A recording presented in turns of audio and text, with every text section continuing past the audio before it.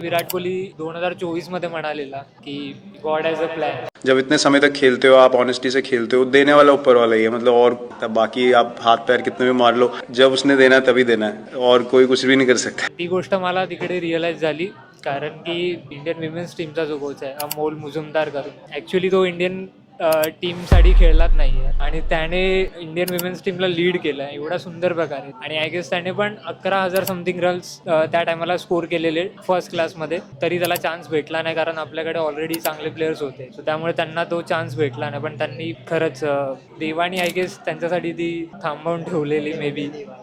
Correct. आणि same Harmanpreet Kaur, तिने पण खरंच खूप मेहनत केली आहे आणि ॲज अ कॅप्टन 2017मध्ये पण इंडिया आय गेस गेलेली फायनलला, पण हरलेली तिकडे ती. आणि शेवटी लास्टची कॅच तिच्याच हाती, तिलाच तो कॅच पकडायचा चान्स भेटला आणि तिच्या हाती तो बॉल गेला. आणि त्यानंतर अजून एक अगर गॉड्स प्लॅन बघायला गेलं तर ती शेफाली वर्मा, ती पण थ्रू आउट द टुर्नामेंट नव्हती. ती सेमीफायनल आणि फायनलच खेळली आहे. स्क्वॉडमध्ये नव्हतीच ती. कोणतरी रावत करून ओपनर होती, ती खूप सुंदर खेळत होती स्मृती मंदानाबरोबर ओपनर, मस्त दोघी रन्स मारत होत्या. पण सेमीफायनलच्या आधीच एक मॅच झाली बांगलादेश समोर, त्याच्यात ती इंजर्ड झाली आणि त्यानंतर मग शेफाली वर्माला कॉल गेला की तुला यायचं आहे आणि खेळायचं आहे. त्यानंतर तिला चान्स भेटला. ती सेमीफायनलमध्ये ती तेवढं नाही खेळू शकली, पण फायनलमध्ये तिने त्या संधीचं सोनं केलं.